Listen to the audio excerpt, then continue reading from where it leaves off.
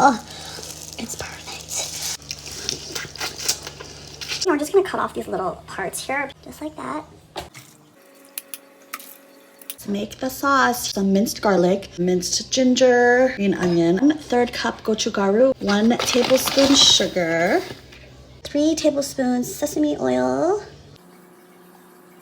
1/4 cup fish sauce, 1/3 cup light soy sauce.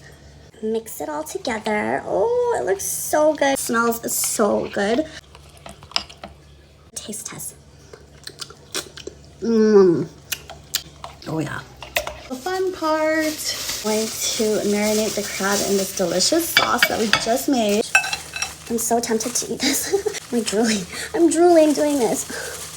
I can't wait to eat this. I'm so excited. What it looks like all marinated. I'm gonna cover this up and put it in the fridge. Here it is. I have my white rice and then I have some seaweed here too. Let's check this out. Look at that. Oh. It's like butter. Squeeze it all out. All the meat.